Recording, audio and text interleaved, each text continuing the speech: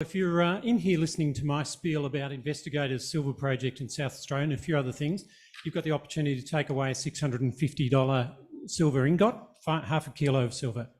And we're not going to tell you how that's going to happen, but you do need to be here at 9:15 in the morning. So you're producing this? Where's this come from? No, so we're an exploration company with a silver project. I've got somebody who produced this for us, but in the not too distant future, we hope to produce our own. So. And I'm noticing that it's wrapped in plastic. Why is it wrapped in plastic? Just so my fingerprints aren't on it. It also oxidises, and a bit like, you know, your silverware at home, you've got to clean it every now and then, but this one's bright and shiny. So, what can we do with that once we win it?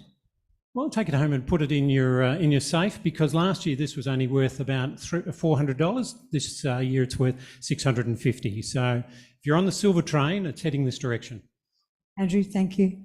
We look forward to the 9:15 tomorrow morning. Okay, and that will be a bit of fun, won't it? Don't tell any of them out there, because that way we'll be in here and we'll increase our chances, and that we like. We can tell them to come in at 9:20. That's probably the way to go. At least I see half of it. Right, 999. And first up of those 9 is a fellow that I know very well, David Tata. He's Australian junior explorer searching deep undercover, being followed into by majors into greenfield terrains in search of the next major mineral discovery with huge upside for everyone. And they're led today, as they were since 2021, by this man. He's a scientist. He's the MD of Strategic Energy Resources. Would you please make welcome Dr. David Tata. Thank you, Christina, and thanks everyone for coming back in so promptly after afternoon break. SCR has a bold vision, and that's to be leaders in undercover exploration, with a mission of discovery the next nickel, copper or gold opportunity within Australia. Yes, it's bold. Yes, it's a big strategy, one you're more likely to hear with a major, but with our science-driven approach to exploration, which means constantly challenging those exploration models which are fixed in everyone's minds, we believe we're on the right path to be specialists in undercover exploration. Quickly, let's look at the team. Invested, energetic, understand the vision, backing it as much as we can. We have a top 20, which is held by 60% of shareholders, which we all know they're stable, and in this current environment, any exploration success we're going to have, share price will go north. On your right-hand side, you'll see an overview of the projects. Now, you can't be a project generator without having lots of projects. The goal is that each project is at a different stage and in the exploration cycle. And in order for us to drill on one, it may take up to 2 years to prepare it to get to drilling, which means you've got to have the next project coming behind you. Today, in this short 10-minute presentation session, I'm going to focus on our ISA Undercover initiative. That's ISA North and Kenobi projects only. You'll see we've got a farm-in and joint venture agreement with Fortescue Metals. We've also got an evolution option deal, which I'm not going to talk about today. If you head to our website or the ASX website, you'll see a full presentation with a description of those. We've also got proposed drill programs at South Cobar and a geophysical survey at Mundy. So there's a lot going on. I'm not going to get across it today. What we will focus on today is the ISA Undercover initiative, which is our Northwest Queensland projects. Okay, let's step back a second and look at our strategy. How do we get to the point of being a project generator? Well, it all begins with how we generate our projects. We take the free data that's commonly available by Geoscience Australia or each of the states and territory, distill that data and look for the spots, the blind spots. Where are there no competitors? Where are we out in the open? Where are we undercover? So we're looking deep. Take that data and then we reference it against known mineral exploration deposits. So the flagship assets we're looking at today, ISA North, and our Kenobi projects, if you trace them back along the common fault, you'll find Ernest Henry and 29 Metals copper deposits. So there is some method in the madness. Once we take these large land holdings, which are out on their own, therefore they're greenfields project with sparse drilling, we then apply technical excellence to upgrade the geophysical data sets we've got. So we're trying to create the best picture we can of what lies in some cases 600 metres below the surface. And that takes engagement with industry experts, such as geophysics or machine learning analysts, to try and understand what is actually happening at depth. Because the most expensive part of greenfields is drilling. We want to make sure we've got a clearer picture as we can before we start drilling. We also at the same time leverage grants. Now, when you're going exploring in a greenfields region and a government department has identified that you're going somewhere which is a bit off-ball, a bit weird, they really like throwing money at you because the opportunity is there to open up a whole region if a discovery is made. So in the last 3 years, we've been very successful and we've had 8 government grants. That's free money. And we're going to show you how we're going to spend some of that free money in the next couple of slides. But in order to keep the motion going, keep SER turning, we have to make sure that we return some funds to get back into the project generation phase and do the next project as it comes along. So we're very, very willing to accept JV partners. As I mentioned, we've already passed the test with Fortescue with one of our JVs. So let's have a look at ISA Undercover. So we're looking at 2 projects, regionally significant projects, northwest Queensland. We'll start with Kenobi, 1,800 square kilometres.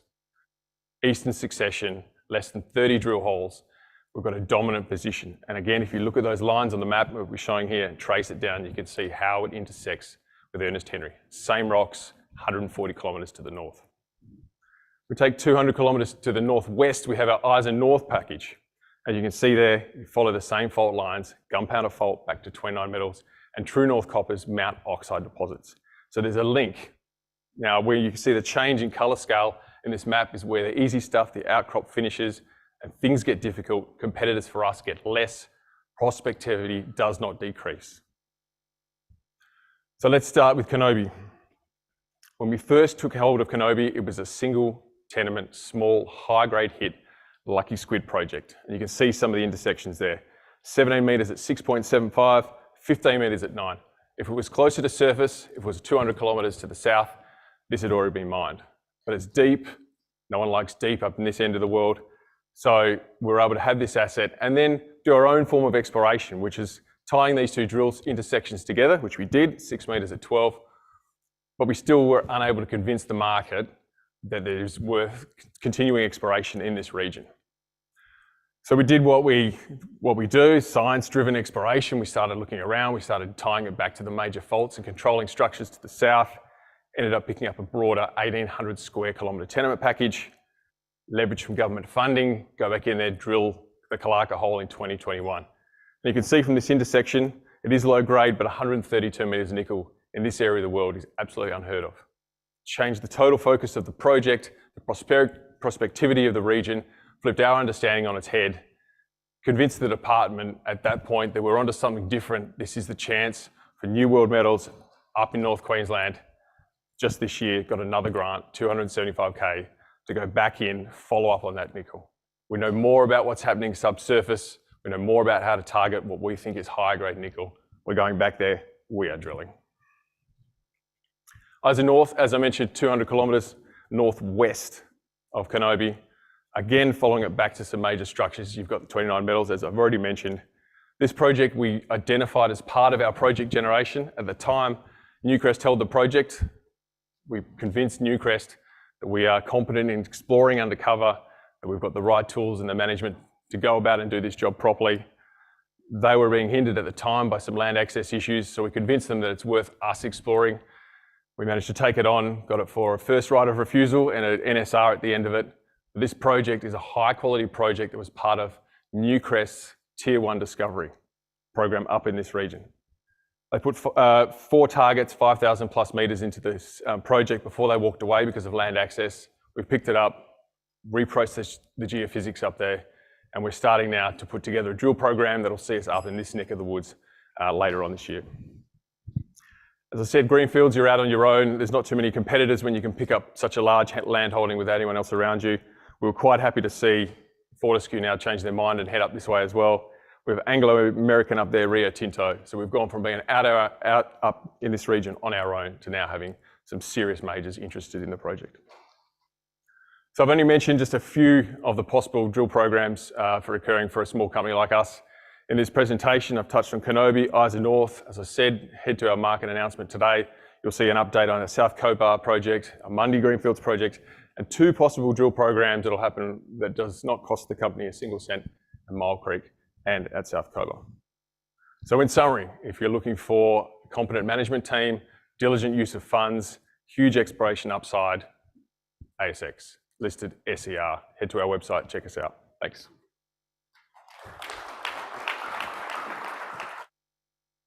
Well done, David. Thank you very much, sir. You can take that lapel mic back. I think someone else will be swapping through. These guys are powering through this afternoon.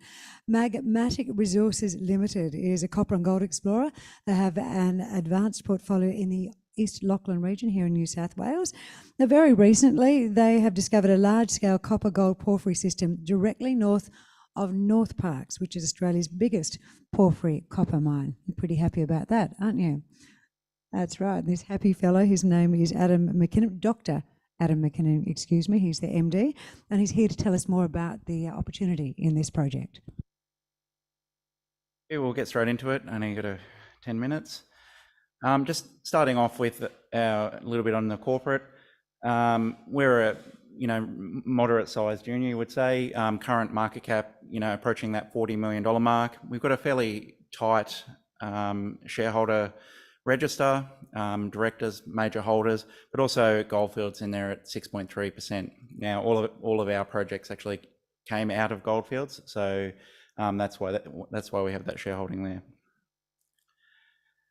So Magmatic has 3 key projects. We are entirely New South Wales based. We're based in the central west Lachlan region of New South Wales, and we're in what you would consider world-class porphyry terrain. We've obviously have Cadia, Australia's largest gold mine, just down the road, and North Parkes and Cow mines, also both world-class mines.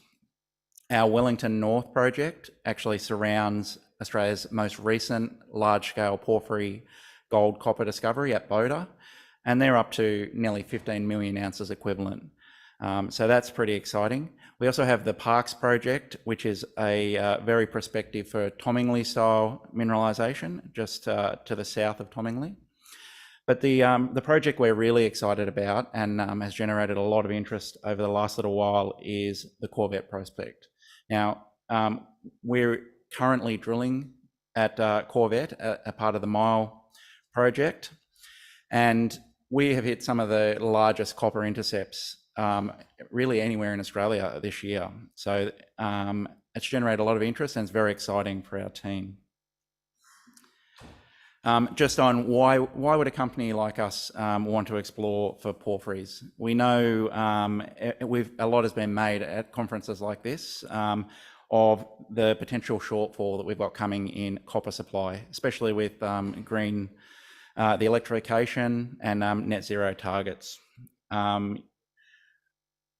Porphyries provide 60 to 70% of all copper produced in the world, and they generally can be quite large. 100 million to many billion tons.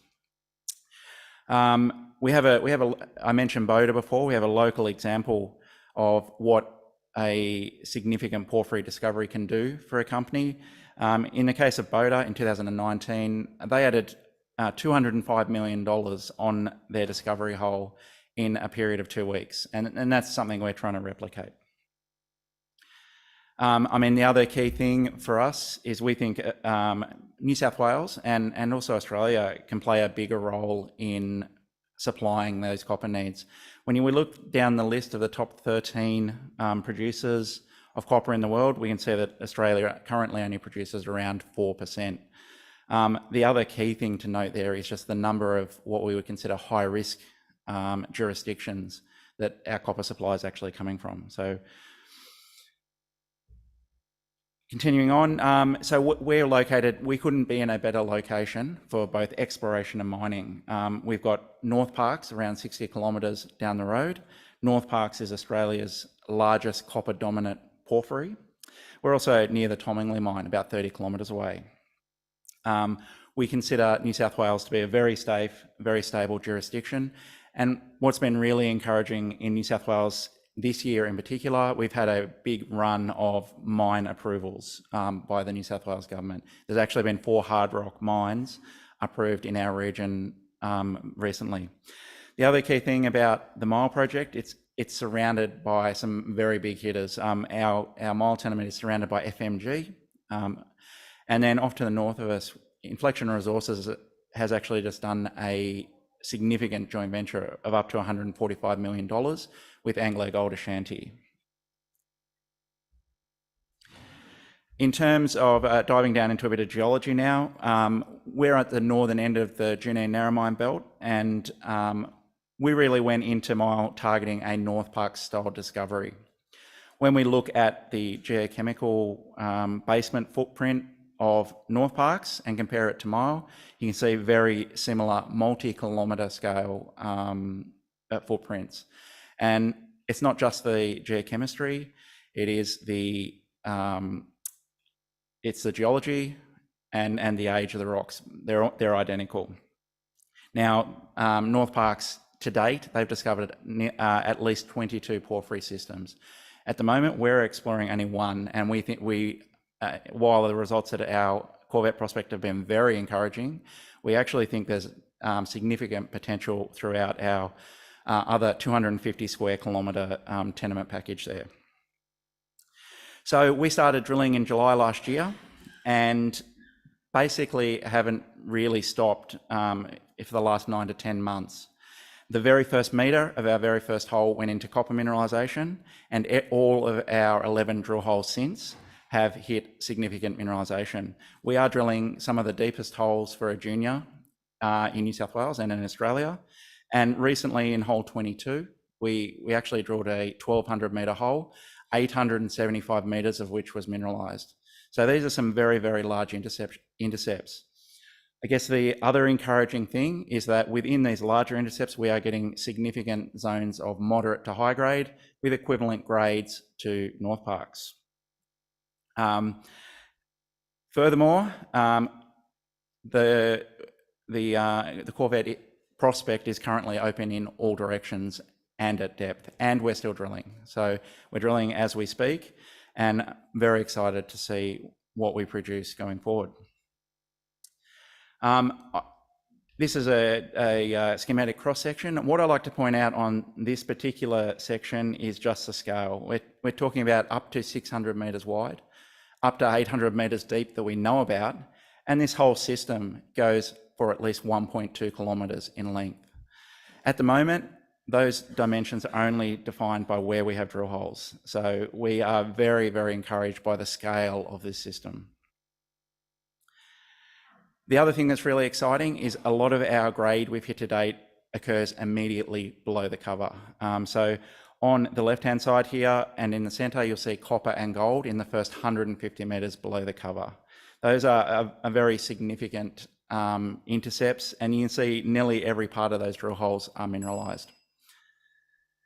The other key thing, as I mentioned, we're looking at multi-kilometre scale of mineralisation. I make the point here that that shape is basically defined by where we've got drill holes. If you look outside of that shape, there's really no drilling. We really think this system's going to grow very rapidly.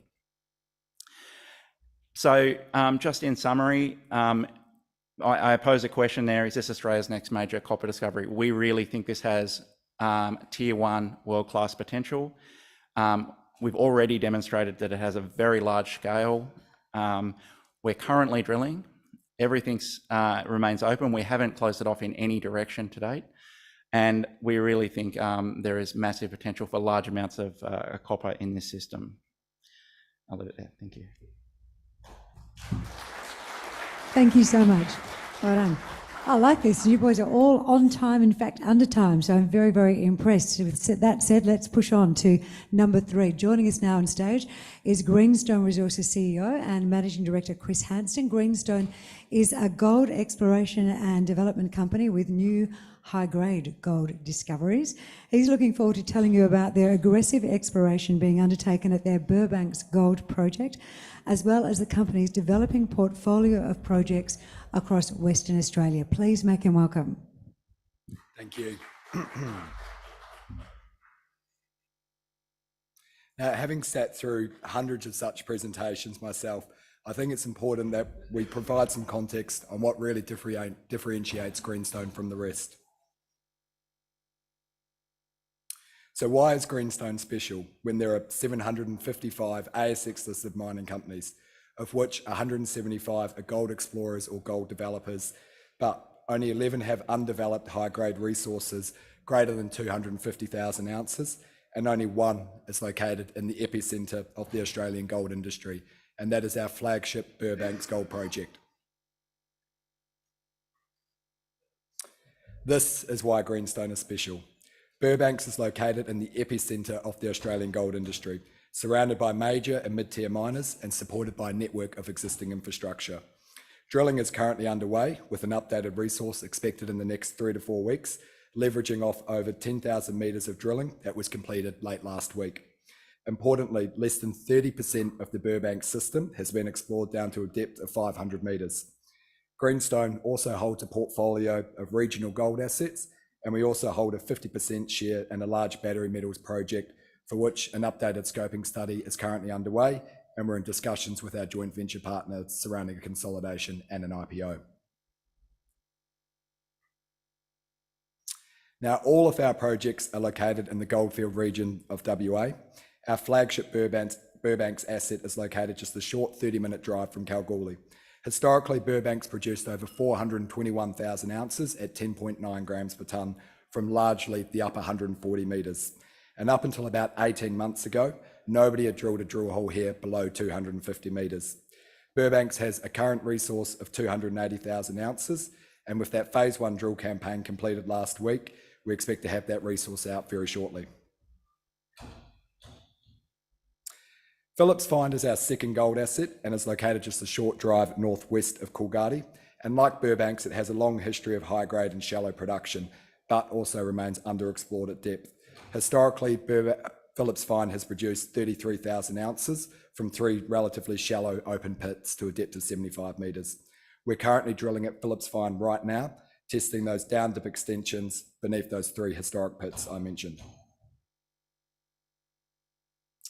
Now, moving entirely away from gold and not to overly complicate the story, Greenstone also holds a 50% share in the Mount Thirsty joint venture, which is located north of Norseman and hosts a large copper, nickel, manganese deposit.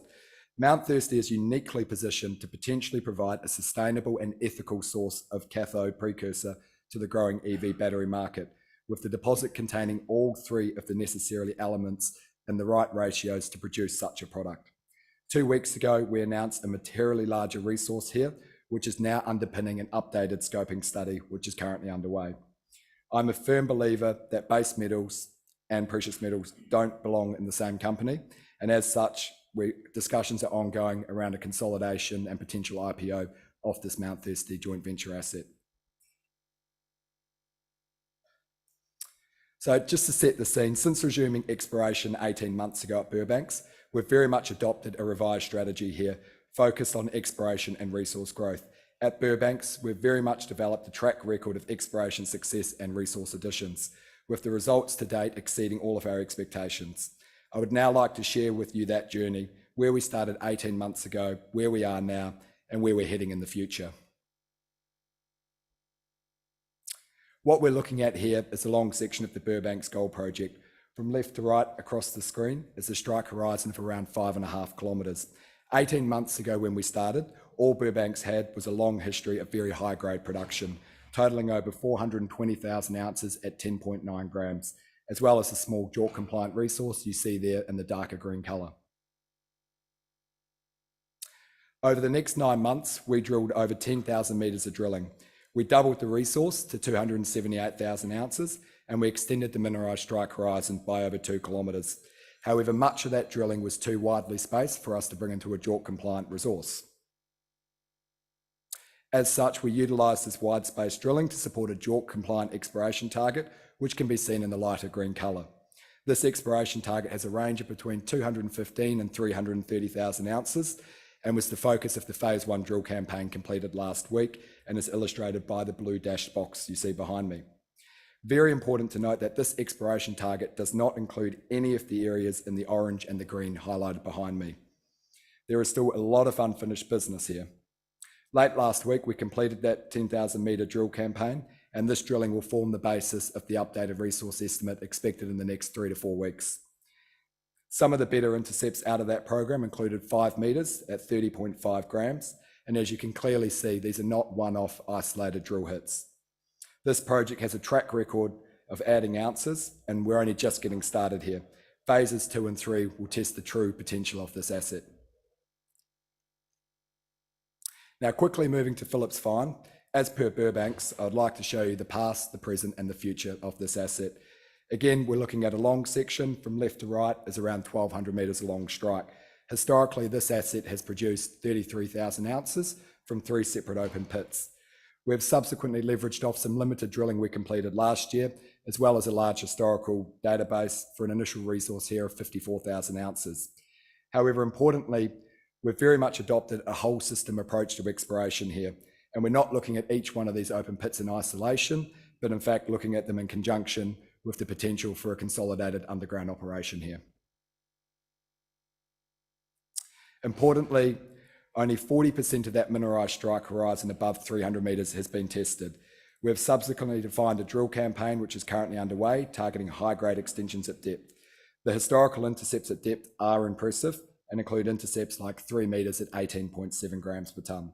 With drilling now underway, we look forward to keeping shareholders updated as we progress with this exploration program. And now, I guess something completely different. Here's the Mount Thirsty project. The Mount Thirsty deposit hosts the cobalt nickel manganese deposit, which is part of the joint venture with ASX listed Conoco. The project is focused on providing a long-term and ethical supply of cobalt and nickel battery minerals to support the continued decarbonisation of our economy. And I say ethical, as not many people are aware that much of the world's cobalt supply comes out of the Dominican Republic of Congo in Africa, which has a track record of supplying unethical supply, sometimes utilising child labour as young as 6 years old. Mount Thirsty is uniquely positioned containing cobalt, nickel and manganese to potentially provide a sustainable and ethical supply of cobalt precursor. Previous studies had focused on the use of atmospheric leaching methods, which resulted in lower metal recoveries, lower product payabilities and depressed project economics. We have subsequently identified 3 principal project optimisations for the updated scoping study, which is currently underway. The first optimisation for the updated scoping study includes a materially larger resource, which we announced just 2 weeks ago now, increasing by 146%. The impact of a larger resource may mean a longer mine life and a reduced stripping ratio. The second point on the larger resource is that Mount Thirsty hosts the second highest cobalt nickel ratio for comparable Australian deposits. This is important for the updated scoping study as we're looking to produce an 811 cathode product here. The second major optimisation is a change in the processing methodology to high pressure acid leaching. Based on comparable deposits, we hope to increase nickel recoveries from 22% to upwards of 90%. Higher recoveries means more metal, which potentially means more revenue. This high pressure acid test work is currently underway as we speak. The final major optimisation is the product produced. 5 years ago, end users were happy to accept intermediary products. However, with the rise of electric vehicles, consumption habits of our consumers have changed and they're demanding a high value cathode precursor product. These precursors attract a significant pricing premium, up to 50% higher than previously envisaged. So as you have guessed, we have plenty of material news flow coming, including continued gold assays from drilling at Burbanks and Phillips Fine, the resource update in 3 to 4 weeks, and the scoping study at Mount Thirsty. If you like today's presentation and what we've got to say, there's a QR code here to scan and follow us on all of our social media networks. Thank you. Thanks, Chris. That's a great addition at the end. They're very clever. Well done. ASX listed Dundas Minerals holds an 1,800 square kilometre tenement.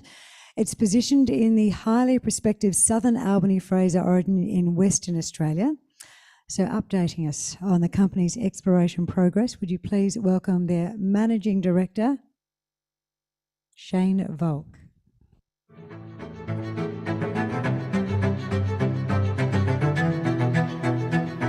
In Western Australia, between the Yilgarn Craton and the Eucla Basin, sits the Albany Fraser Origin.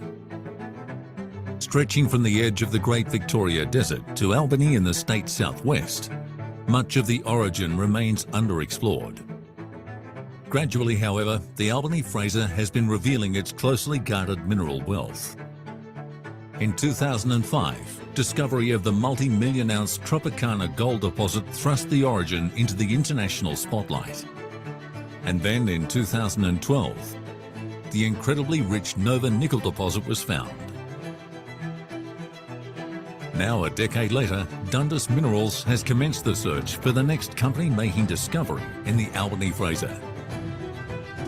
Dundas holds 12 contiguous licenses in an area not explored since before the world-class Nova discovery. This is 1,200 square kilometres of highly prospective tenements.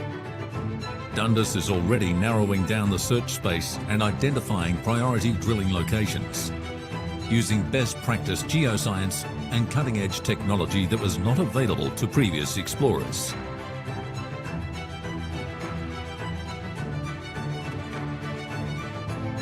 Dundas Minerals is in an enviable position for exploration success. You can join the search. Become a shareholder. Dundas Minerals. Be part of the discovery.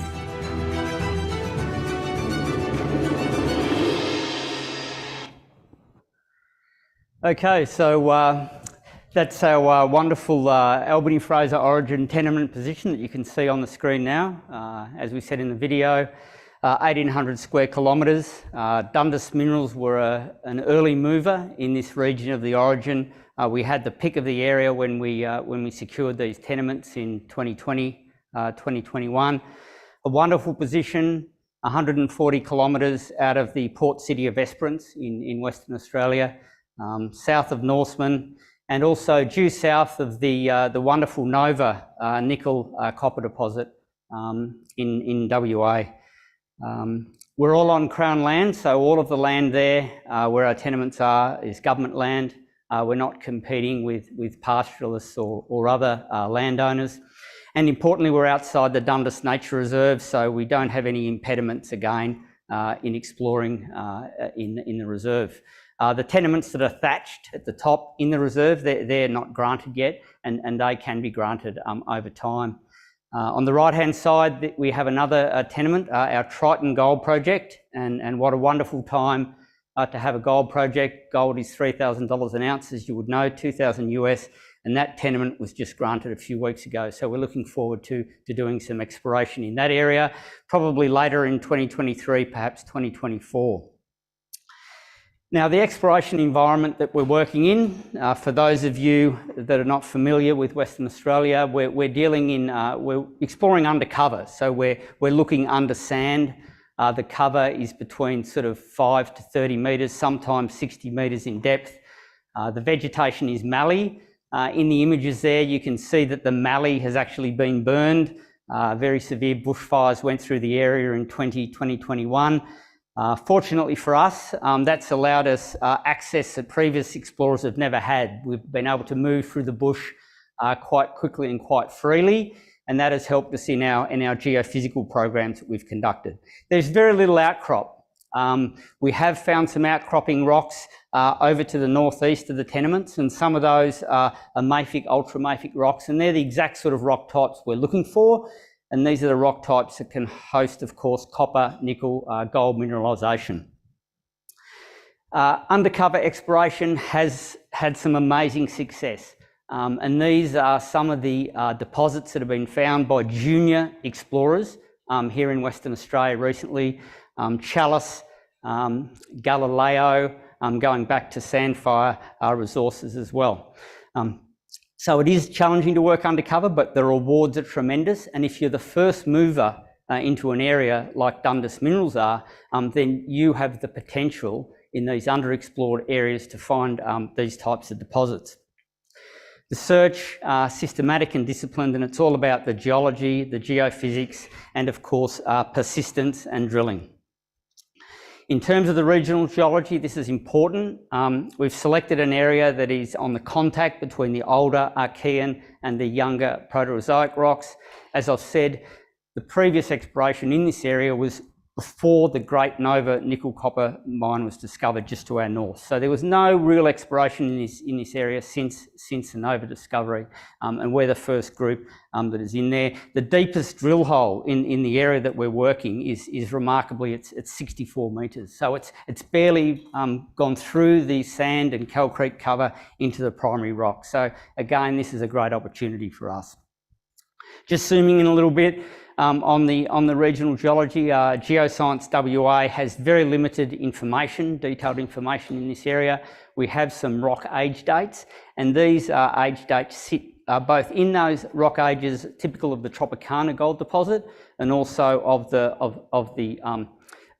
deposit down there at Nova. So we've got both rock types within the area that we're searching. Geophysics, we've spent care, time to acquire these very important data sets. The first thing we did was we flew an electromagnetic survey. This survey gives us a picture below the surface of the conductivity, and we're looking for areas of heightened conductivity. Ground gravity survey, an 8-week program, 4,000 gravity stations, 2 gravity crews. But again, this is giving us a unique first time ever picture of what's happening below the surface, and we're looking for dense rock packages. So these mafic, ultramafic rocks have a density of 3.2, 3.4, but they can be shown up with these gravity surveys. So we spent the time to get that data together. Very close space magnetic surveys. Magnetic surveys showing the rock trends as well. An aerial survey, 1,700 kilometres, line kilometres, and we patched this together with some other data that had been done by a couple of previous explorers to the south. But we have complete coverage now of the tenements, magnetics, gravity, electromagnetics, and this is allowing us to understand the geology for the first time in this area, and then to plan our drilling based on that information. Drilling, we've completed 4 programs. These are highlighted by the circles here on the images.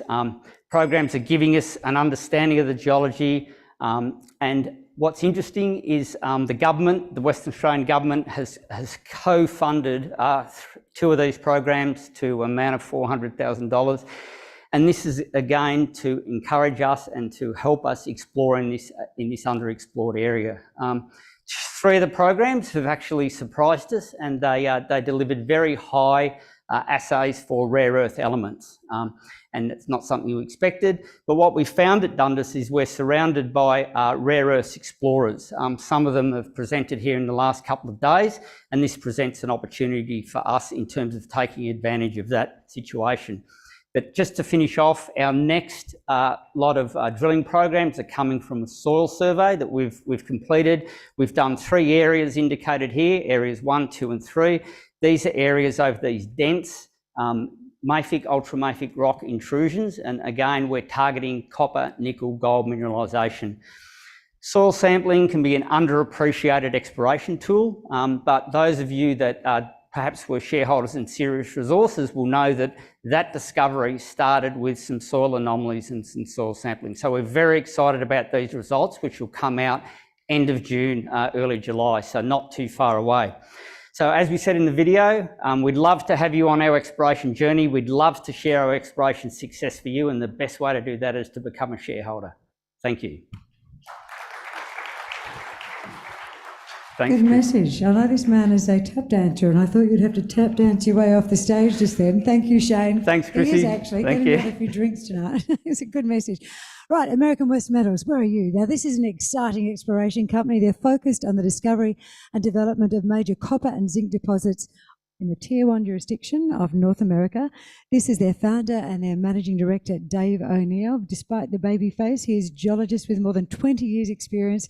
He's travelled all over the world, and today he's here to tell us why we should come on board with him. Please make him welcome. This afternoon. So who are we? For those who don't know American West Metals, let me just get this going. Just a quick summary of who we are and a bit of an investment summary here. We are 3 assets in North America.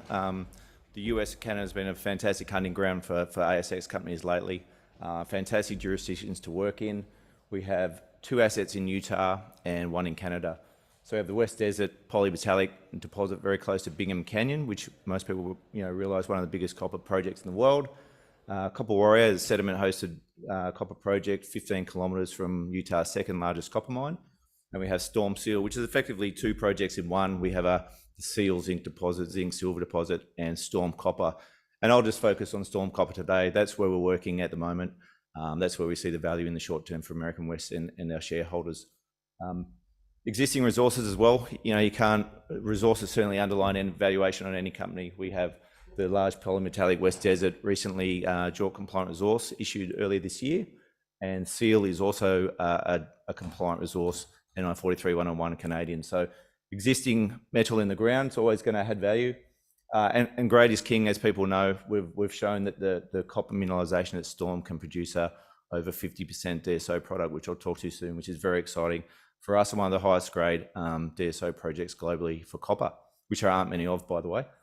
Outstanding growth, like I said, we're drilling at Storm. We have the DSO study underway at Storm at the moment. We believe that the other 3 projects as well also have outstanding exploration upside and very large land holdings. And we've got a fantastic board and a very deep experience in developing mines, mid-tier companies, major companies, and also in exploration space as well with discovery history. And I'll move through this pretty quickly and get to Storm, the good stuff given the time, but this is what it looks like in terms of news flow for the next, this year at least. You can see it's very Storm-centric. That's good, so that's where we're drilling at the moment. That's where the work's going into. But also, we're not forgetting the other 2 projects. There's work going on, study work and optimisation work going on into those other projects, and we're likely to get down to Copper Warrior very shortly as well to do some RC drilling there. The key takeaways on this slide is, I guess, our fairly low market capitalisation based on the assets we have. We believe significant growth potential there, but also the cash position. We're well funded for the Storm program. A lot of that program is prepaid. That's the way it works in Canada, particularly in the Arctic. A lot of your costs are up front. So that's already sunk, so we're well capitalised to continue the program. So Storm, this is the RC rig in action. It's the first time I've used an RC rig in the Arctic, but it's going very well. Since we did a release yesterday, we've actually got 2 other drill holes to report on in the near future. Storm, I think it's worth spending a bit of time on this slide because a lot of Australians do not understand the Arctic, but really getting to Storm and Seal, it's actually easy to get into parts of Western Australia. We have a commercial flights to Resolute, which is northern Canada. Northwest Passage is ice-free during the summer, and we have about 56 ships servicing the archipelago during the summer months. So we're on the coast. Seal's essentially on the coast. Storm's about 20 kilometres inland. We have a very large land holding over 4,000 square metres, 120 kilometres of prospective strike. 2, like I said, Seal's an existing deposit, but Storm, is 2 types of copper has been discovered there. It's a historical mining district. Polaris and Nanoscivic base metal mines were operated for about 4 decades up in that part of the world. So I akin the area to an early Mount Isa. Discoveries are still being made, a lot of work to do as well. We have the option to earn 80% on the project as well through in-ground expenditure. We're probably 50% through that, but certainly next year we'll be complete that option agreement. So this is what it looks like. A lot of the work in the past has really identified significant near-surface mineralisation, and they're very distinct and different. You'll see that the 3 zones up there, all very close to surface. That's extremely high grade. And last year we drilled an exploration drill hole into a geophysical target, and we've nicked what we believe is a significant sedimentary strata-bound copper system at depth. This is what the near-surface mineralisation looks like. It covers over 40 hectares, which is significant. The average thickness out of 32 drill holes that have intersected this mineralisation is over 20 metres and over 2% copper. So that gives you a feel for the tenor of the ore there. We're currently drilling the 4100 zone. This is what the mineralisation looks like. Very clear, simple, and very amenable to DSO, and I'll talk to that in a second. So we're drilling out the 4100 zone. You can see it's quite flat. That's about 1 kilometre long by 400 metres, so it has significant scale. 9 out of 9 drill holes have hit copper. This is what it looks like.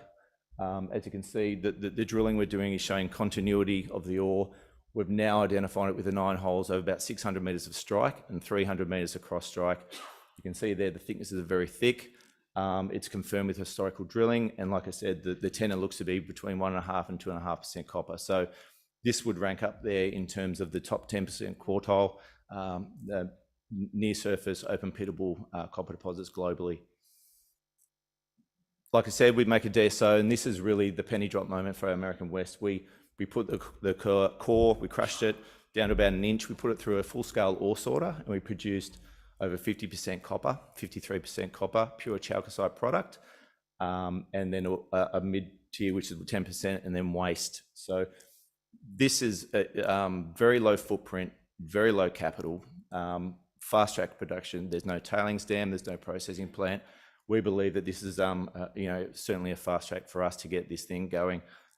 Permitting's already started. We've got a baseline environmental study happening in the summer this year, and we're doing further optimization work to really refine the process and do some balance between yield versus tonnages, etc., and grade.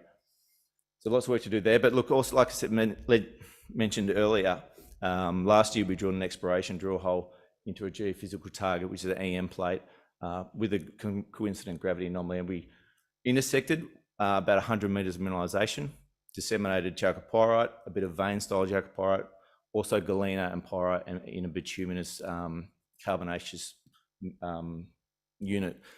The significance of this is that this lies below that near surface mineralization. The anomaly we drilled is over 5 kilometers long.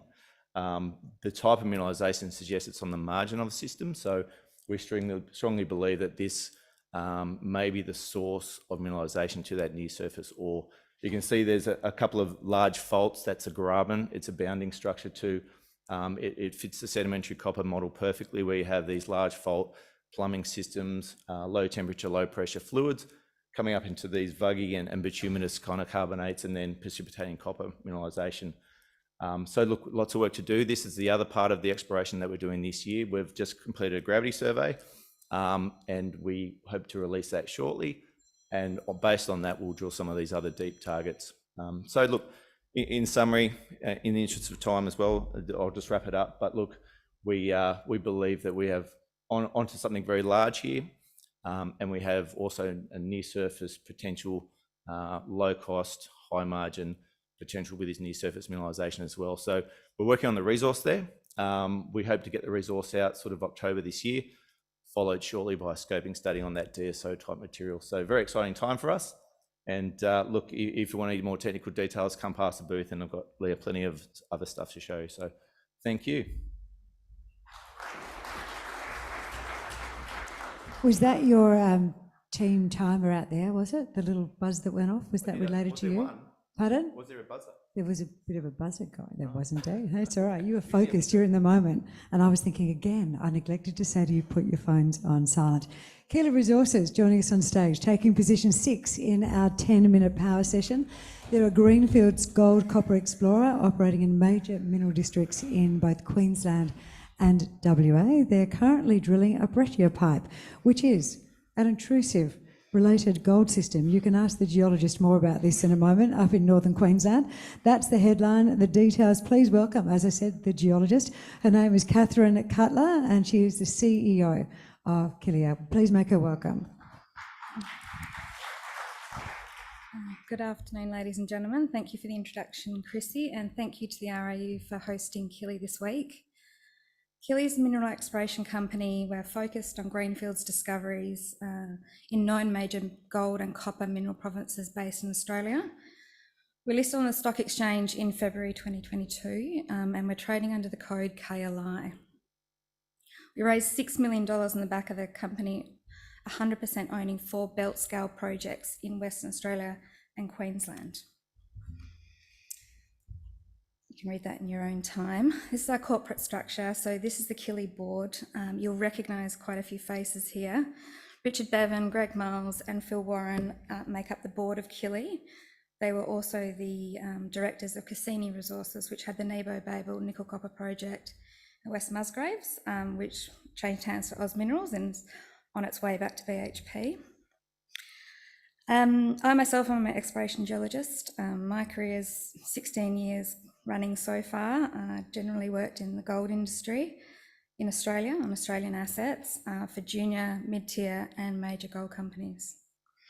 And that's my forte: exploration, discovery and development of gold assets. Killi's got a reasonably tight corporate structure. We've only got 52 million shares on issue. Top 20 shareholders own 44% of the company, and we're currently in the midst of a rights issue for our existing shareholders, raising 1.4 million to extend our exploration programs in the Tanami and in Queensland. These are our 4 projects.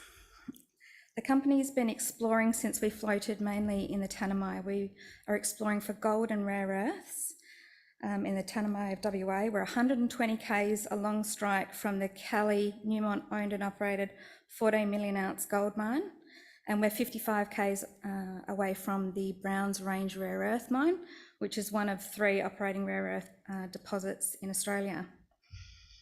Within 10 months of listing, we completed some extensive exploration programs on that ground. We generated 2 first pass gold targets that are Killi lookalike. From our air core drill program, we generated a rare earth anomaly in our soils.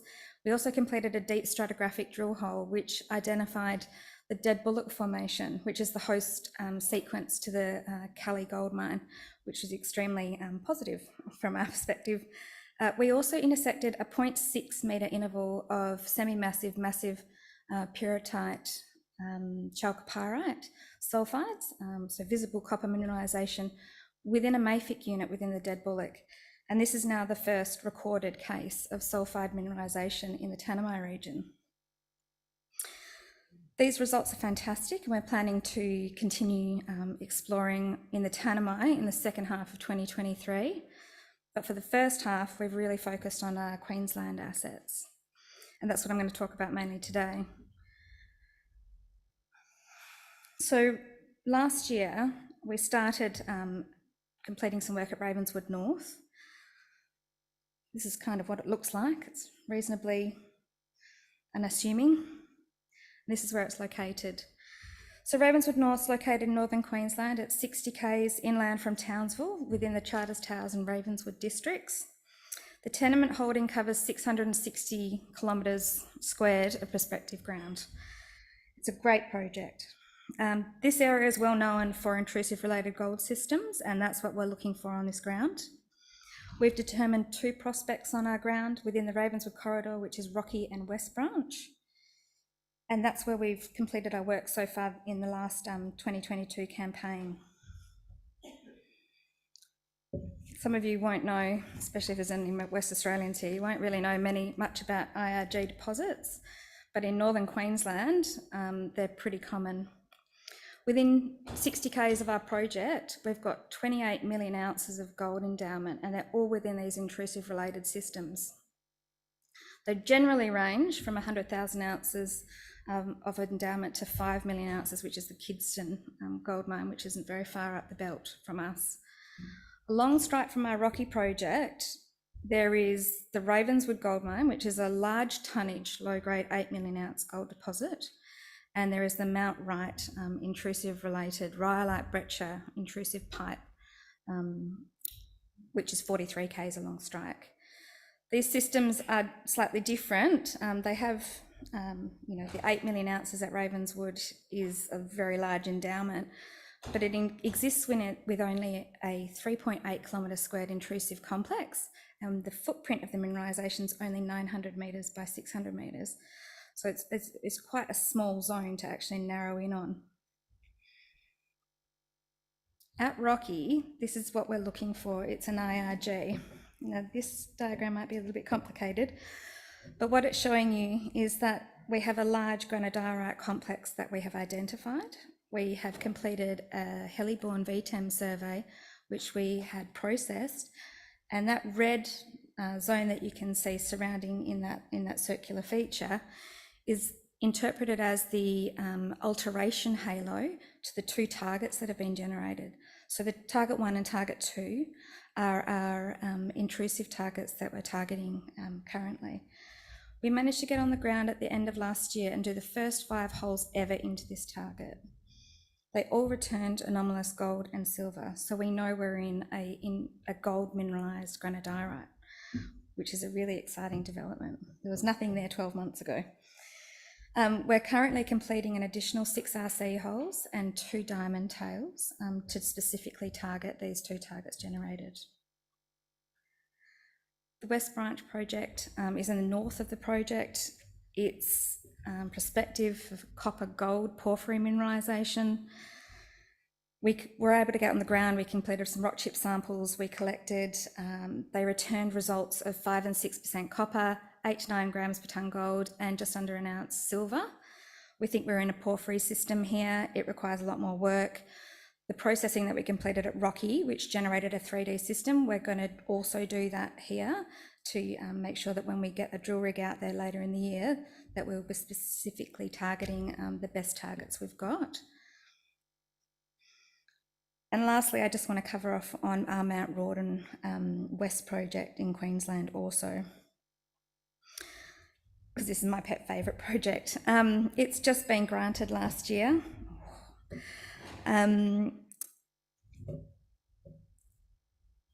It's 300 square kilometres of tenure, and the tenement covers the intersection of 2 major mineralising corridors. The main mineralising corridor from Mount Rawdon Gold Mine extends through the tenement, south to north, and cross-cutting that, you've got the Mount Perry Gold Copper Project, owned and operated by Sol Gold. At the intersection of those 2 features, we have an existing geochemical anomaly for copper, gold and moly. There's existing old workings on the tenement, big head frames from the old moly mines. And you can also see in the geophysics there, a lovely sort of enclave within the, or a circular feature within the magnetics. So we're planning to get on this ground in the next couple of months as well, to test, first off, repeat the geochemical results from historical explorers, which is not a lot. And also, which I haven't mentioned, is that there's not one single drill hole on this tenement. So within this sort of area with this sort of mineral endowment, you would anticipate that there'd be something, but there's nothing. So this is our exploration pipeline. The next few months we'll continue our work in Queensland, targeting our porphyry and intrusive gold copper projects. Then we'll move back to the Tanami to follow up on our gold, rare earth and copper targets generated last year. So in summary, we have the projects and the ability to deliver something of scale. We're leveraged to multiple commodity markets, we're gold and copper. We have the right people in the team who are incentivised to deliver results. We're funded for the next year of exploration, and our market cap is currently poised for success. So if anyone has any further questions, please come by the booth and see us. Richard and I are both here. Thank you. Perfectly timed. Right. Where are we up to now? We've got 2 to go, so 8 and 9 yet to go. I'm just reading some stats just to give us a bit of a breather for a second. Do you know it's day 130 of the year right now? 235 days to go. Anyone here having a birthday? Anyone at all? No, I won't bore you with the next statistic then. I will instead invite the next man up onto stage to join us. Alvo Minerals is a Brazilian-focused base and precious metals exploration company. They've discovered a district-scale opportunity in Brazil that's rich in copper, it's rich in zinc. This man is their managing director. He's joining us to present on the company's exciting recent findings and their active regional exploration program. Rob, it's over to you, sir. Thanks, Chrissy. Good afternoon, everybody. Really pleased to be back at RIU and presenting the Alvo Minerals story. Disclaimers. Okay, in summary, Alvo is a Brazilian-focused copper, zinc, base metals explorer in the central part of Brazil. There's a few stories going around at the moment that are presenting here. It's becoming a really focused place for exploration in South America. We've got a small JORC resource that underpins our valuation, about 5 million tonnes at sort of 2.5% copper equivalent. But that's really the start of the story. It's not the end at all. We're a really small company, tight capital structure, got cash in the bank, really experienced management and a great shareholding base. But the real key part is the active exploration that we're currently undertaking on site. We're one of the most active explorers out there, one of the juniors that has their own equipment that is every day generating new targets. The target we're looking for is called VMS, so volcanogenic massive sulfides. They're high grade, they're polymetallic, and when they occur in clusters. And I'm going to explain a little bit about that today as we go through, because I think it's an important part of what we do. And some of the results that we've had to date, I'm not sure if you can read them, but 36 metres at 4.2% copper equivalent is the headline. And that's really an example of what we're going. It's thick, it's high grade, it's from surface. But as I said earlier, it's only the start of the story. I think if you think about Alvo, there's one key message, because today you would have seen lots of maps, lots of lists, lots of results. Today with Alvo, I want you to remember high-grade copper and active exploration. This is the board and the management. So Bo's as a geologist, he's on the board. He's also had over 10 years experience exploring in Brazil. I myself have had nearly 20 years in country, but we've got a really strong team with Julio and Luis who are active on site. As our shareholders, we've got a really nice register. The board is really aligned with what's going on. We own nearly 25%, but there's other professionals involved. So RCF Capital out of the US, Sprott, Paragon out of Melbourne, and Lill Resource Trust. They're all professional resources investors that have got a significant stake in the company. So really strong shareholding value there. Low shares on issue, a market cap under $10 million. There's plenty bang for buck here on discovery. So where we're located, we're sitting right in the middle of Brazil. So south of the Amazon basin, north of the capital city called Brasilia. Fantastic infrastructure surrounds us. We've got roads and rail really nearby.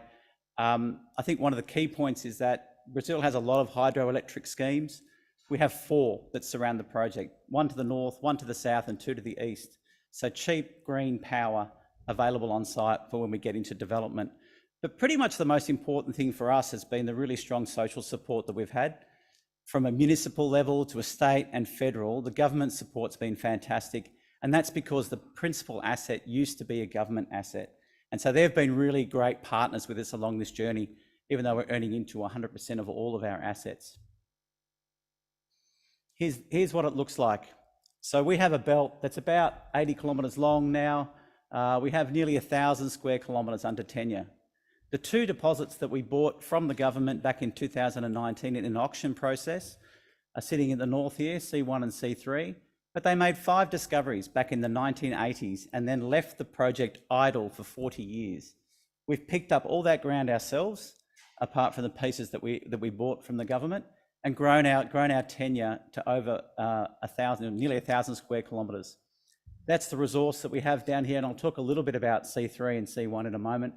But that resource is based upon the historical work that was done in the 1980s, 30,000 metres odd of diamond drilling that was done by the Geological Survey. So it's confident work, it's really competent work. We've gone and followed that up with about 20,000 metres of diamond to confirm that what was done is actually valid. But more than that, we've started spreading out and exploring along this massive tenure. And this is something like what we're trying to put together. In the middle, we've got C3, which is our larger of the 2 deposits. There was some drilling into that. We've come in, tightened that drilling up. But because it's VMS, and when they say VMS, it's massive sulfides, and it has a really strong electrical properties.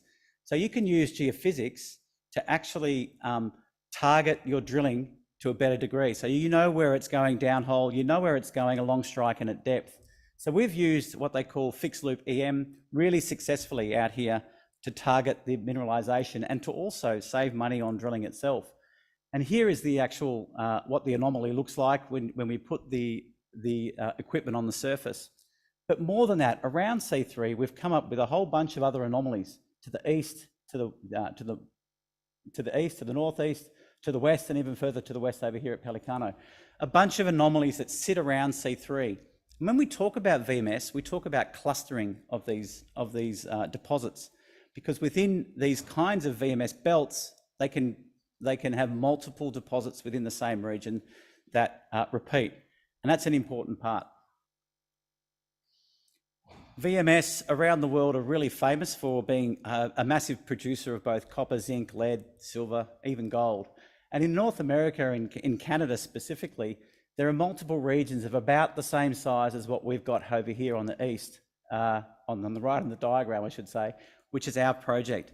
And these are really famous districts, including things like Noranda, Flin Flon, Snow Lake, famous districts that have produced and are producing tens, if not hundreds of millions of tonnes of ore.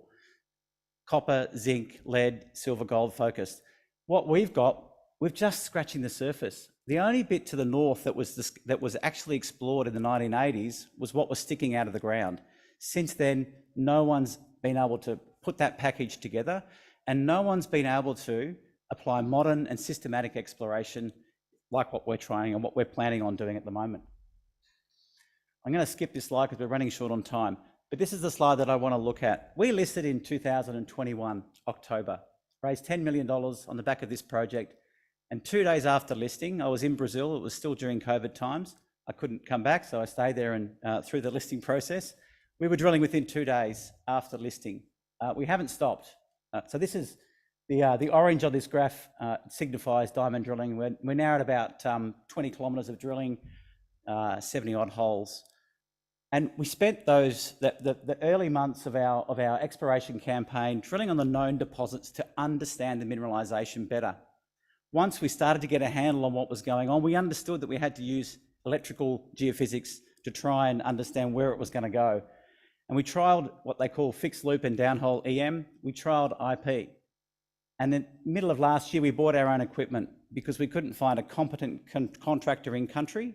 And we hired a guy and we brought the equipment in and started our surveys. Haven't stopped either. We're now at about 125 kilometres of fixed loop EM, not only on the known deposits, but on the new targets that we're generating in-house. We've downholed on over 40 holes. The IP came in the middle of last year. We've got the brand new equipment that you can buy. We're now at about 150 kilometres of IP lines. This is mainly the stuff that we use for the exploration stuff. Done some RC drilling as well. That wasn't so successful. But what's been really great recently is we've bought a mechanical auger rig in, and in 3 months, 3 short months, we've done over 500 holes, nearly 4,500 metres on the regional package. So all of this exploration is ongoing at the moment.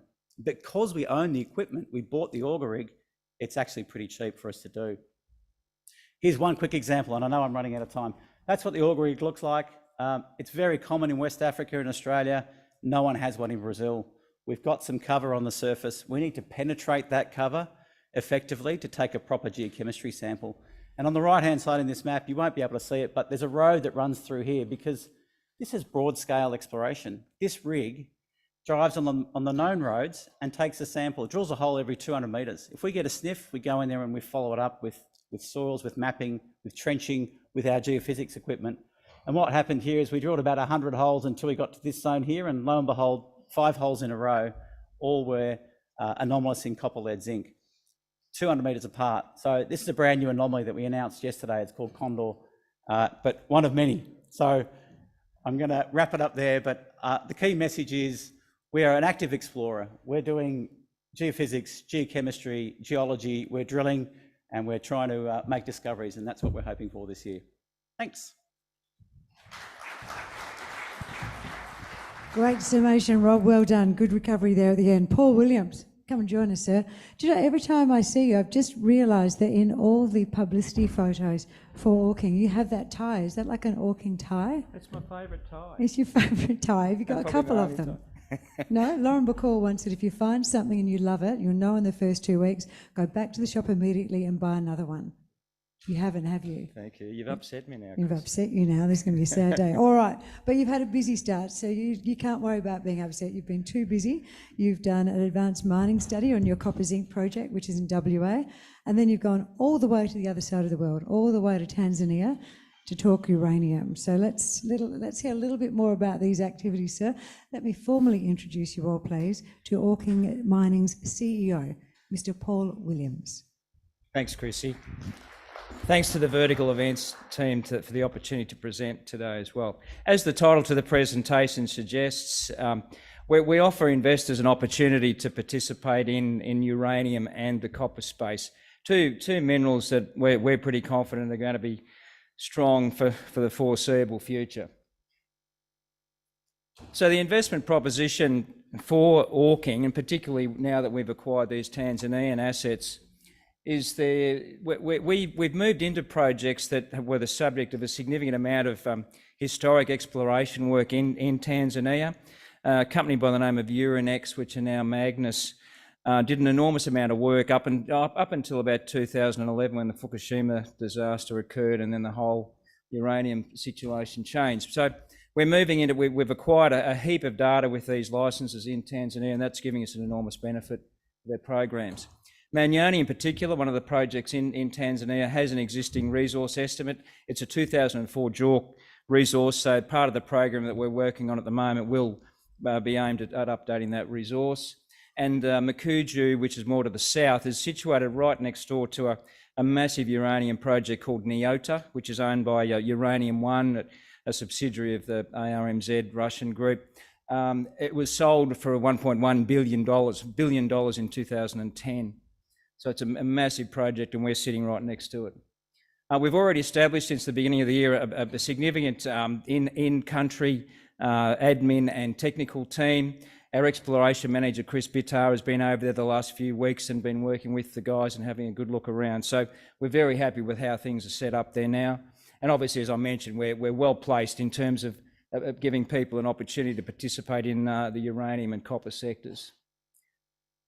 So with the Tanzanian projects, with the Manyoni and Itigi, and I'll come to those in a minute, they're situated in the central part of Tanzania near the main centre of Dodoma. Makuju was more to the south, and there's a couple of greenfield copper plays over to the west near Lake Tanganyika. We own 100% of those licences. Some are still at the application stage and others are granted. So with Manyoni in particular, that's a series of different player lake style uranium deposits. We have a series of licences over that ground. As I mentioned, it has an existing resource estimate. We do have an issue with a couple of the licences. We reported a couple of months ago there were some revocation notices issued by the ministry, which we're working through an appeal process with the minister, and we're hoping to have that resolved within the next month or so. So yeah, we've commenced the exploration program at Manyoni, and we're looking forward to adding to that story. As I mentioned, we're looking to establish a JORC updated resource at Manyoni, but also potentially increase the existing resource estimate by 10 to 20%. Itigi it was part of the original package that didn't really attract much attention, but we're now very focused on it because Chris managed to get his hands on some historic data that's never been made publicly available before, and it's given us a huge amount of confidence with and moving straight into a drilling program at Itigi. It's situated about 80 kilometres to the west of Manyoni, but it's a 40 kilometre by 10 kilometre radiometric anomaly, so it's massive. And we've got our hands on some historical results from 300 small, 1 to 2 metre deep trench samples that were taken. A lot of mineralisation, so we're going to move straight in with a drilling rig as soon as we have the underlying application. We're applying now to get the licence granted. We should have that in the next couple of weeks. We'll move in with a drilling rig, but we're very excited. Itigi could be something that becomes a significant part of our Tanzanian uranium story. As I mentioned with Makuju, situated that's Nyota to the in the north-western corner, so we're right next to that massive resource. And we're undertaking a significant program of auger drilling.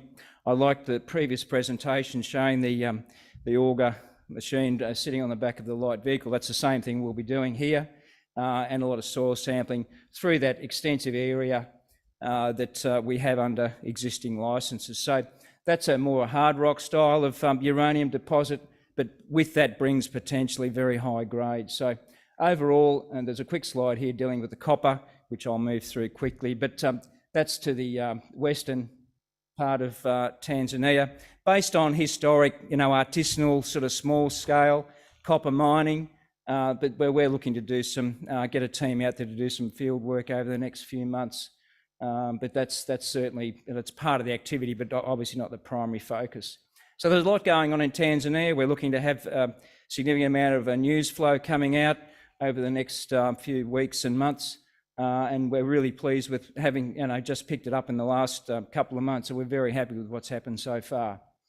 Now I'll move to the northeastern Kimberleys in Western Australia, our Kunji Park project. We've got established JORC resources, 21.1 million tonnes across those 3 deposit areas. The two main ones, San Diego and Dunedin, are situated on granted mining licenses, and they've been the basis of this project since we took it over in the middle of 2021. We currently have 87.5% under the joint venture arrangements. We've earned that through expenditure since the middle of 2021. We moved to 90%, and then that automatically reverts to 100% interest, and then a 1% royalty goes to the joint venture partner. So we've done a significant amount of work on this project, and that's established the precursor, I suppose, for the mine study, scoping study that's about 2 weeks away from public release. We're very pleased to be able to work with Killi Resources people. They have some significant deposits, all within about it's about a 10-kilometre radius where all these deposits are situated, and we're putting all of those together. The study's focusing on a central processing situation at San Diego itself, and using satellite deposits to feed that processing plant. So, yeah, we're looking forward to presenting the results of that study to the market within the next couple of weeks, and and that sets the tone for the rest of the year in terms of future activities. Just very quickly to highlight some of the results of our drilling over the last couple of years. In Dunedin in particular, there's a huge amount of metal sitting in these deposits. 105 metres at nearly 2% copper is not to be sneezed at. And then we've been very pleased with the work to date with our drilling, which has largely formed the basis for the resource estimates that we have there. Another part of our activity, as we're moving through the time here, we've also been doing quite a bit of metallurgical test work at Dunedin in particular, focusing on the near surface material, oxidised and transition zone mineralisation. We're looking at the study, and the test work's been based on an ammonia leaching concept, and we're poised to start a pre-feasibility study as the next stage of that metallurgical test work. It's also part of the Commonwealth Government's R&D incentive program, and we're expecting a refund this year about $250K. But we're very pleased with the work that's been done on that to date, and looking forward to some more results later in the year. That's our board, led by Simwe Kabunga, and a very experienced team, sufficiently cashed up to carry out our exploration for the foreseeable future. Undervalued, we're all undervalued, but in terms of market cap. But no, look, it's a small team, but it's a very competent bunch of people, and yeah, we're looking forward to, as I say, I think the news flow that's going to come from our activities both in Tanzania and with the scoping study, we're really looking forward to presenting some strong news for investors. So by all means, come in and see us at the booth, and thank you for the opportunity, Chrissy. That's okay, buddy. I do think it's a very nice time, if I can say that. Hey, I'm looking for the big fella. Where is he? Coming down the side of the room there. Mr. Simon Lill, chairman. Actually, he's the chairman of a couple of very successful resources type people. This one he's finishing off the day with.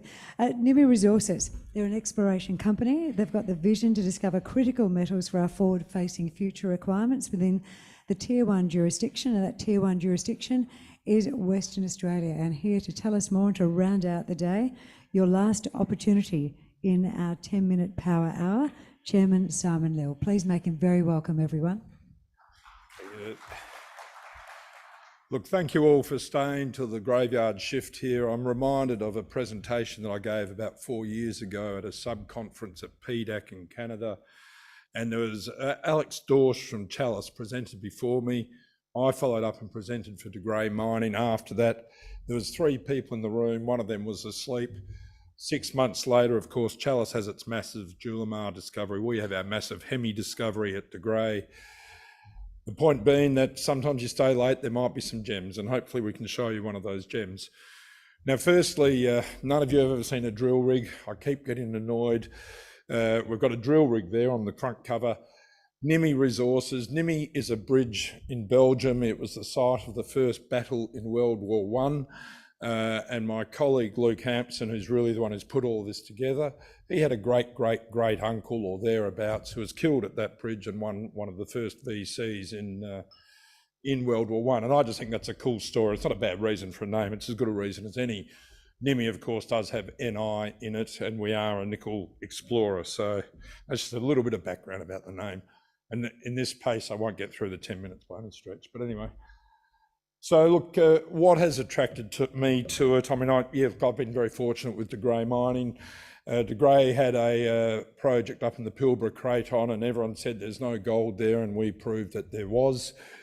The story is similar. We've got a large project area in the Yilgarn Craton.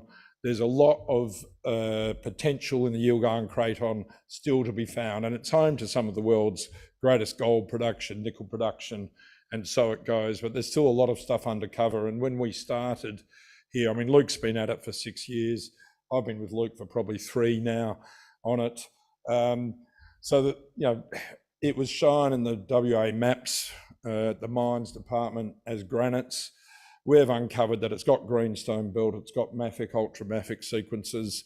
It's got the same rocks as what you're finding out in Kalgoorlie, Kambolda, etc. It's the same age rocks that's in the Craton. There's going to be something in this area, and we've got a very, very large tenement package. At the moment, through recent exploration, we have identified that we're very fertile for nickel sulfides. The grades aren't where we want them to be yet, but you know, we're getting large intersections, 450 metres, as an example, at 0.15% nickel. The 0.15%, yes, that's not becoming economic, but it is a lot of background to the area, and what our job is to get to that concentration of nickel. So an experienced leadership team, I guess that includes myself, but Luke, one of the things that attracted me to the company too is that Luke has been out on the ground for 6 years, getting his hands dirty. He's not somebody who's just living in West Perth and picked up some tenements and doing the work from West Perth, and that I always appreciate that. And our geologist, a gentleman by the name of Fergus Jockle, he and I worked together 25 years ago, and that becomes relevant with one of the slides later on. He's a very experienced geologist of probably 40 plus years standing.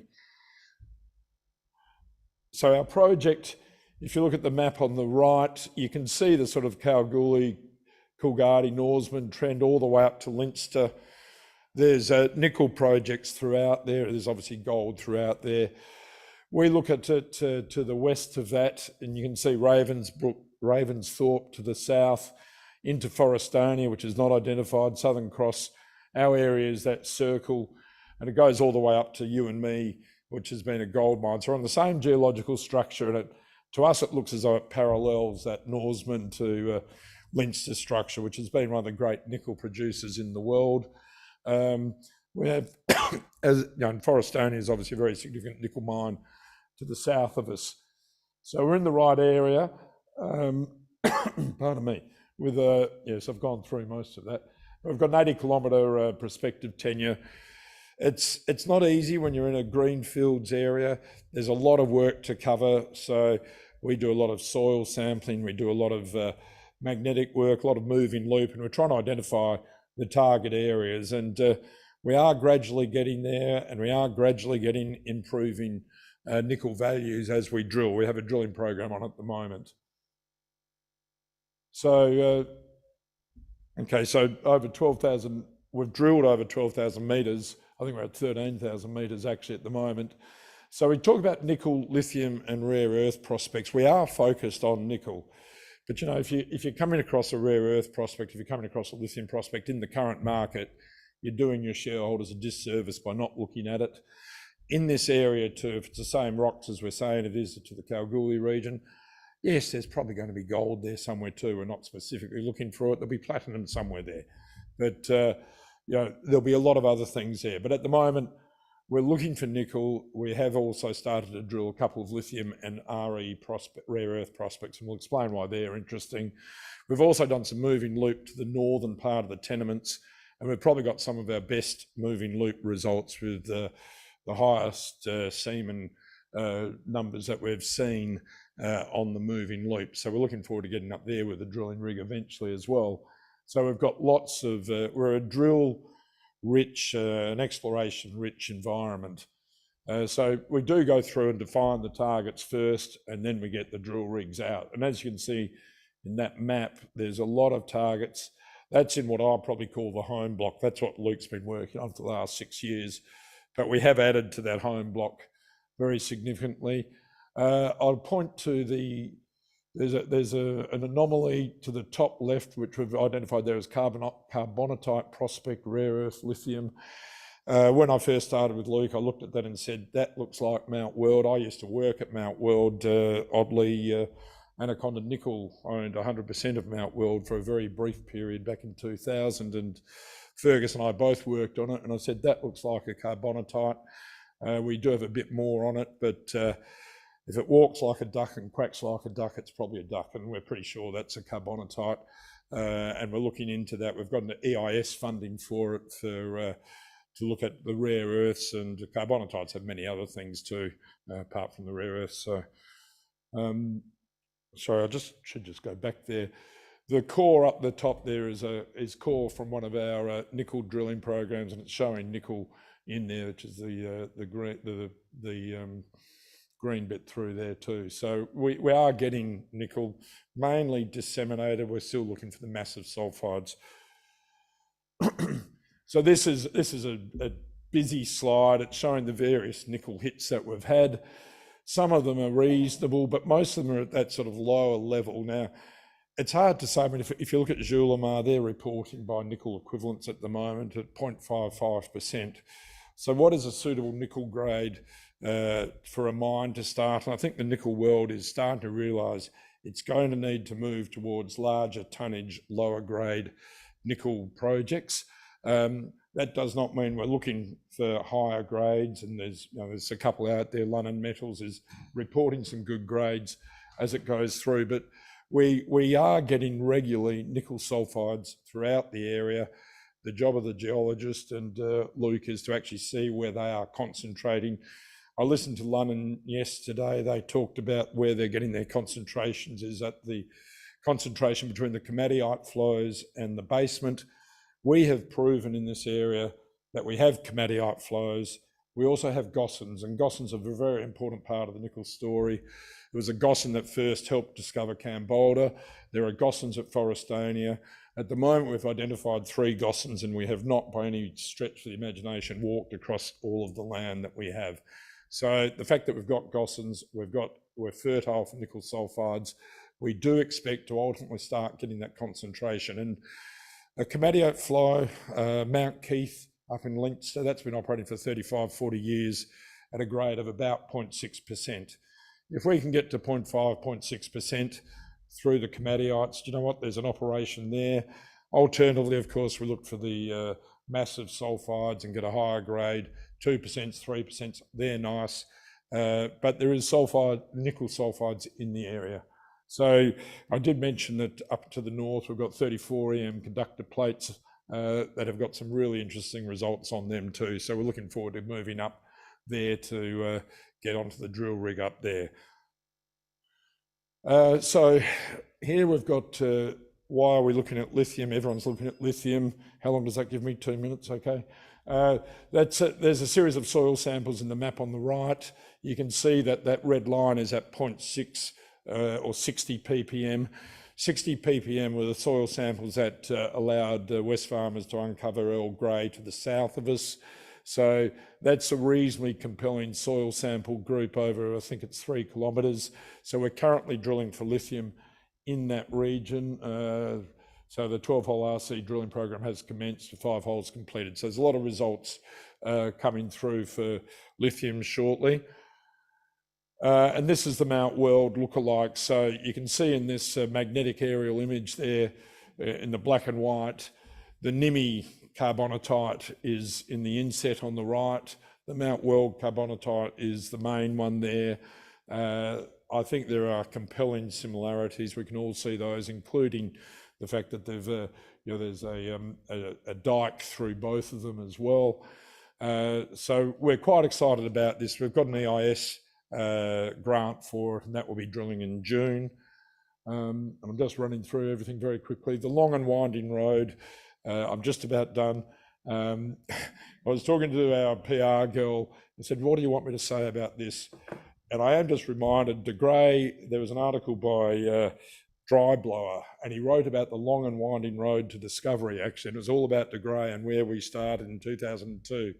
We went through gold and iron ore and base metals and Argentina and back to gold, and we eventually get the discovery. So I think that's sort of saying something like that. So I think that's probably the story. We don't need to look at you know, the board, etc. So I think that's fine. We're in the booth tomorrow if anyone wants to come and ask us and talk to us. Okay. Thank you so much. Put your hands together for Simon. Out of those 3 people that were in that presentation that you gave, and one of them was asleep, did the other 2 actually invest into Grey or Chalice? You know that presentation you said you were at and there was only 3 people left and one was asleep. Tell me one of them invested in you. I don't think any of them did, actually. It was a difficult time. Okay, well, let's hope one of you guys pick this up and see what it could be worth. Have you enjoyed day 2?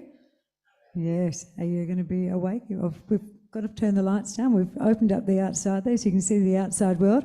Come and have a drink with us. We'll have a chat about what you saw today. And tomorrow morning we start at 8:30 and we have the government in first.